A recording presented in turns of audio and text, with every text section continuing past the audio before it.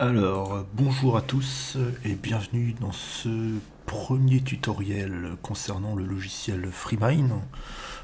J'ai un peu envie de changer, là j'avais fait quelques blabla la semaine dernière, je me dis que je vais changer un peu de type de vidéo et je vais faire un petit tutoriel sur ce logiciel que j'aime beaucoup, qui est un logiciel qui fait des cartes, ce qu'on appelle des cartes mentales, du mind mapping. Donc c'est un logiciel assez vieux, il y en avait eu plusieurs versions. Donc là c'est la version FreeMind, mais il y avait aussi FreePlane, qui est une autre version du même logiciel open source. Voilà, en 2010, voilà, il y a tous les développeurs FreeMind. Euh, donc logiciel open source, il y a un autre logiciel mais qui est en format propriétaire qui s'appelle Xmine. Euh, tout ce qui est carte mentale comme ça a été développé par comment il s'appelle, Tony Buzan, dans son livre Une tête bien faite, dans son livre Mind Mapping, et il en parle aussi dans son livre sur la lecture rapide, speed reading. Et c'est un système qui sert à mémoriser, à développer ses idées, à toutes sortes de choses, voilà, développer des idées, mémoriser, apprendre pour tout type d'enseignement. Développer des projets aussi, ça peut servir. Et c'est un système qui est censé, donc après on est d'accord, on n'est pas d'accord, utiliser le fonctionnement du cerveau et donc fonctionner par association d'idées.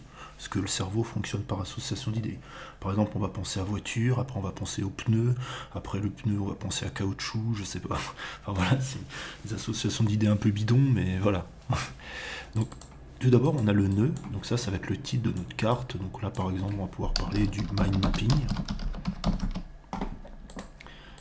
Voilà, donc ensuite, ce qu'on va faire ici, hop, voilà, on va créer un nouveau éditer. Alors là, on peut éditer le nœud, éditer comme nœud long, éditer les attributs. Donc les attributs, c'est on peut rajouter des choses justement au nœud. Par exemple, on peut mettre, je sais pas, mapping. Et là, on va mettre, voilà. Donc là, on a des attributs. Alors, hop, alors, ça c'est tout pour tout ce qui est d'édition, mais sinon on va créer un nouveau nœud qui est connecté ici, inséré. Et donc là on pourra créer, on pourra parler de Tony Buzan, voilà par exemple, le créateur.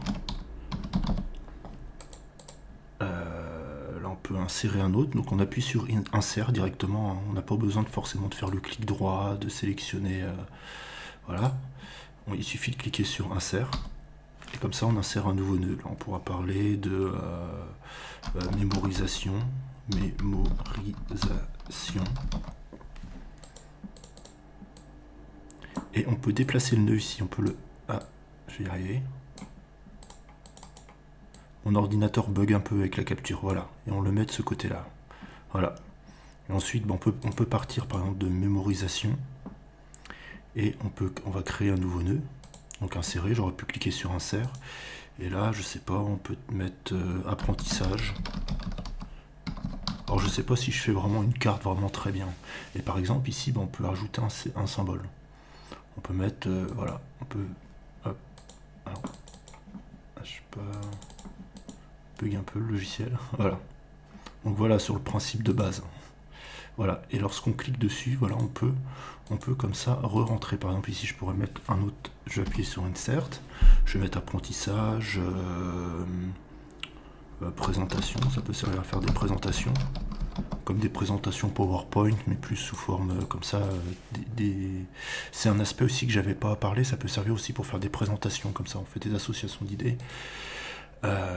Et lorsqu'on clique ici, on peut re-rentrer vers l'intérieur en fait tous les éléments qu'on avait. Et on peut créer comme ça des sous-menus à l'infini, comme ça, toute une arborescence.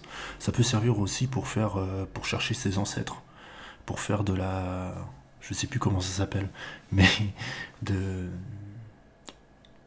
la généalogie. On peut faire de la généalogie aussi comme ça. Voilà, en tout cas, c'est un système qu'il n'a pas vraiment inventé, il l'a repompé parce que déjà, c'était Darwin. Quand il a fait l'origine des espèces, il avait déjà utilisé des systèmes en arborescence qui utilisaient ce principe-là, et même avant Léonard de Vinci, donc bon, il n'avait rien inventé. Euh, donc voilà. Voilà, c'est un peu tout ce que j'avais à dire dans cette petite vidéo de présentation, hein. Dans d'autres vidéos, bah, je vous présenterai tous ces symboles-là. Voilà. Et voilà, donc c'est un logiciel très bien. C'était déjà pour le présenter, pour vous le faire connaître. Donc c'est FreeMine. Donc vous pouvez le télécharger sur freemine.sourceforge.net. Voilà. Et voilà. C'est tout ce que j'ai à dire pour le moment sur ce logiciel. Voilà, c'est un petit tutoriel improvisé, hein. Je vous avoue que ça fait longtemps que j'ai pas ouvert ce logiciel-là et que c'était un petit peu improvisé, d'où mes hésitations. Mais bon, je pense que le principe y est. Le principe de base y est, hein. Je me remets au tutoriel, donc c'est un peu compliqué encore, mais bon, je vais en faire tous les jours comme ça un petit peu sur différents logiciels, hein. J'ai énormément de logiciels sur mon ordinateur, donc j'ai énormément de quoi commenter. Vous pouvez le voir là, j'en ai énormément d'installés, donc j'ai plein de choses à vous montrer. Donc voilà, c'est tout, et puis bah, très bientôt pour un autre tutoriel.